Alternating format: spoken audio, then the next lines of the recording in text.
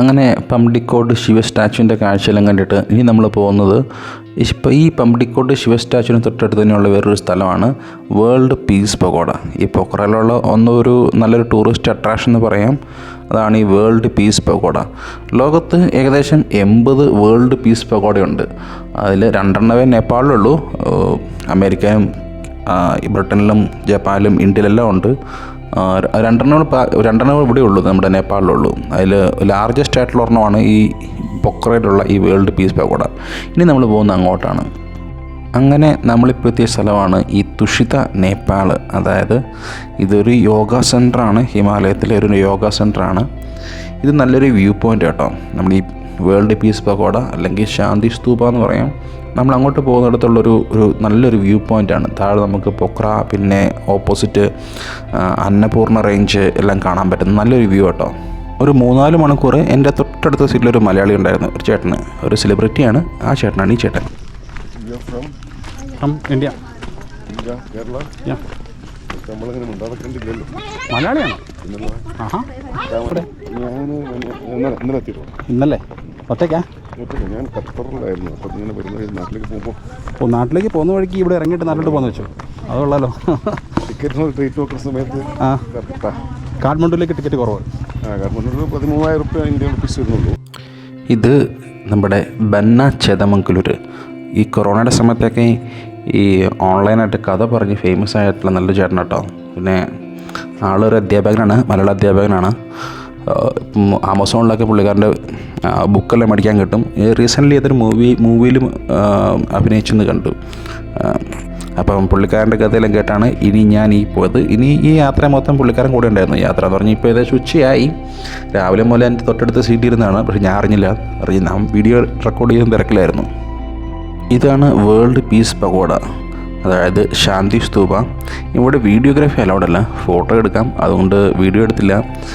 ചെറിയ ശാന്തി സ്തൂപ. പിന്നെ ഇത് സംഭവം എന്ന് വെച്ചാൽ ഒരു ബുദ്ധിസ്റ്റ് മോണമെൻ്റാണ്, സിമ്പിൾ ഓഫ് പീസ്. അതായത് ലോകസമാധാനത്തിന് വേണ്ടി ഉണ്ടാക്കിയൊരു വേൾഡ് പീസ് പഗോഡയാണ്. ലോകത്ത് കുറേ സ്ഥലത്തുണ്ട്, നമ്മുടെ ഡൽഹിയിലും ഉണ്ട് ഒരു ശാന്തി സ്തൂപ. ഏതായാലും അവിടുത്തെ കാഴ്ച കണ്ട് താഴെ ഇറങ്ങി. ഇനി നമ്മുടെ ഗൈഡ് പറഞ്ഞു നേരെ താഴോട്ട് പോകണമെന്ന് പറഞ്ഞു. വേറൊരു വഴിയെ താഴേക്ക് ഇറങ്ങണമെന്ന് പറഞ്ഞു. നമ്മൾ ഇറങ്ങിയ സ്ഥലത്ത് ബസ് വരില്ല, നമ്മൾ വേറൊരു സ്ഥലത്തേക്ക് പോകണം. അപ്പം നമ്മൾ ആ ഷോർട്ട് വഴി, നമ്മുടെ ഗൈഡ് കൂടെ ഉണ്ട്, ഗൈഡ് പറഞ്ഞു ഒന്ന് ഈ വഴി നേരെ പോയാൽ മതി എന്ന് പറഞ്ഞു. അങ്ങനെ നമ്മൾ ഇനി ബസ് കയറി അടുത്ത സ്ഥലത്തേക്ക് പോകാനുള്ള പോക്കാണ്. ഇനി മെയിനായിട്ട് അടുത്ത പ്രൊഡക്റ്റ് ഉച്ചക്കത്തെ ഭക്ഷണം കഴിക്കണം. അതിന് ശേഷമാണ് ഇനി അടുത്ത സ്ഥലത്തേക്കുള്ള പോക്ക്. നല്ല റിസോർട്ട് ഇത്, ഈ പ്ലേസ് കാണുക. കാരണം വെച്ചാൽ ഇത് ഹിമാലയത്തിൻ്റെ ഒരു ടോപ്പ് ഏരിയ എന്ന് പറയാം. പൊക്രയുടെ ഒരു ഹില്ലാണ്. നല്ല രസമുണ്ട്. താഴെ നിൽക്കുമ്പോൾ നമുക്ക് ഈ ഹിമാലയൻ റേഞ്ചസും പിന്നെ ഹിമാലയൻ വ്യൂ മൊത്തം കാണാൻ പറ്റും. നല്ല വ്യൂ ഉള്ളൊരു സ്ഥലമാട്ടോ ഈ പൊക്ര, ഈ ഒരു സ്ഥലവും. ഏതായാലും നമ്മൾ ബസ് പാർക്ക് ചെയ്ത സ്ഥലത്തെത്തി, ബസ്സിൽ കയറി. ഇനി നമ്മൾ പോകുന്നത് നേരെ ഭക്ഷണം കഴിക്കാൻ വേണ്ടിയിട്ടാണ്. ഭക്ഷണം കഴിച്ചതിന് ശേഷമാണ് ഇനി ഉച്ച കഴിഞ്ഞുള്ള 2 സ്ഥലങ്ങൾ ബാക്കിയുണ്ട്. ആ 2 സ്ഥലങ്ങളിലേക്ക് പോകുന്നത്. ഏകദേശം സമയം ഒരു 2 മണിയായി കേട്ടോ ഈ സമയമായപ്പോഴത്തേക്കും.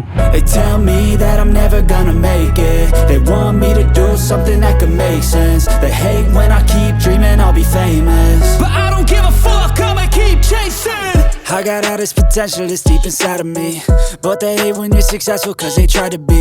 They sit there being. ഞാൻ ഈ നേപ്പാളിലുണ്ടായിരുന്ന സമയത്ത് ഏകദേശം മിക്ക ദിവസങ്ങളും കഴിച്ചത് നേപ്പാളി ഭക്ഷണം തന്നെയാണ്. ഒന്നെങ്കിൽ മൊമോ, അല്ലെങ്കിൽ നൂഡിൽസ്, അല്ലെങ്കിൽ നേപ്പാളി താലി. നേപ്പാളി താലി നല്ല സ്പെഷ്യൽ കേട്ടോ, നല്ല ഇലക്കറികളൊക്കെ ആയിട്ട്. അതൊക്കെയായിരുന്നു എൻ്റെ ഭക്ഷണങ്ങൾ മെയിനായിട്ട്. ഏകദേശം 5-6 ദിവസം നമ്മളിവിടെ ഈ പൊക്രയിലും കാഠ്മണ്ഡുവിലൊക്കെ ആയിട്ടുണ്ടായിരുന്നു. ഈ ഭക്ഷണം കഴിച്ചതിന് ശേഷമാണ് ഞാൻ ശ്രദ്ധിച്ചത്, ഈ ഭക്ഷണം കഴിക്കാൻ വണ്ടി നിർത്തിയതിന് തൊട്ട് ഓപ്പോസിറ്റ് ഒരു സ്ഥലമുണ്ട്. ഒരു ചെറിയൊരു സ്ഥലമാണ്, ടൂറിസ്റ്റ് അട്രാക്ഷൻ എന്ന് പറയാൻ പറ്റില്ല, പക്ഷേ ഒരു പ്രത്യേകമുള്ള സ്ഥലമാണത്. ഇതാണ് സേത്തി റിവർ ജോർജ്. നേപ്പാളിലെ ഫേമസ് ഉള്ള ഒരു റിവറാണ് ഈ സേത്തി റിവർ. ഈ സേത്തി റിവർ ഒഴുകുന്ന ഒരു സ്ഥലമാണിത്. അതായത് എന്നാ പറയേണ്ട, ഒരു ഭൂമിക്കടിയിലൂടെ ഒഴുകി വരുന്നൊരു സ്ഥലമാണ്. എന്നിട്ടിത് വലിയൊരു മലയിടുക്കി കൂടെയാണ് ഒഴുകി പോകുന്നത്.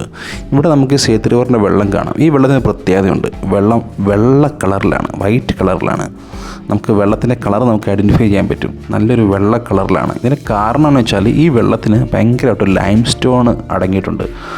അതുകൊണ്ടാണ് ഈ വെള്ളത്തിനൊരു ഇങ്ങനൊരു കളർ വരുന്നത്. പിന്നെ ഈ വെള്ളത്തിനൊരു പ്രത്യേകതയുണ്ട്. എല്ലാവരും ഒരു വിശ്വാസം അനുസരിച്ച് ഈ വെള്ളമെടുത്ത് മുഖം കഴിയെങ്കിൽ അല്ലെങ്കിൽ ഒന്ന് കുളിച്ചു കഴിഞ്ഞാൽ നമ്മുടെ ഗംഗയെ കുളിച്ചതിന് തുല്യം എന്ന് പറയാം. അങ്ങനെ ഒരു പ്രത്യേക ഒരു റിവറാണ് ഈ സേത്ത് റിവർ. അപ്പം ഇവിടെയുള്ള ഈ ഒരു നല്ലൊരു കാഴ്ചയാണ് കേട്ടോ. അങ്ങനെ പ്രത്യേകിച്ച് പറയാൻ പറ്റില്ല, പക്ഷെ നല്ലൊരു വെറൈറ്റി ആയിട്ടുള്ള കാഴ്ചയാണ്. അതായത് ഒരു വലിയൊരു പകുതി ഹ്യൂമൻ മെയ്ഡും പകുതി നാച്ചുറലുമായിട്ടുള്ളൊരു സ്ഥലമാട്ടോ ഇത്. വെള്ളം ഒഴുകി വരുന്നു ഭൂമിക്കടിയുടെ, എന്നിട്ട് വലിയൊരു കിടങ്ങിക്കൂടെ ഒഴുകുന്നു. ഈ കിടങ്ങെന്ന് പറഞ്ഞാൽ ഏകദേശം 50-60 ഫീറ്റ് താഴെയുണ്ട്. ആ താഴെക്കൂടെയാണ് ഈ വെള്ളം ഒഴുകുന്നത്. പിന്നെ ഇതിന് തൊട്ടുമുള്ള ചെറിയൊരു പാർക്കുണ്ട്. കുറച്ച് നേരം എല്ലാവർക്കും വർത്തമാനമൊക്കെ പറഞ്ഞിരിക്കാൻ പറ്റിയ ചെറിയൊരു സ്ഥലം, ഇവിടെയുള്ളവർക്കൊക്കെ സമയം പോകാൻ പറ്റിയൊരു സ്ഥലമാണ് ഈ ഒരു സ്ഥലം. അങ്ങനെ അവിടുത്തെ കാഴ്ചകളെല്ലാം കണ്ട് ഭക്ഷണമെല്ലാം കഴിച്ചു. ഇനി നമ്മൾ പോകുന്നത് ഒരു പ്രത്യേക ഒരു സ്ഥലത്തേക്കാണ്. ഒരു നേപ്പാളി കല്യാണമൊക്കെ നടക്കുന്നൊരു സ്ഥലം, ഒരു അമ്പലമൊക്കെയാണ്. പക്ഷെ അവിടെ പ്രത്യേകം വെച്ചാൽ ഒത്തിരി കല്യാണം നടക്കും, നേപ്പാളി കല്യാണം. അപ്പോൾ നമ്മളിനി പോകുന്നത് അങ്ങോട്ടാണ്.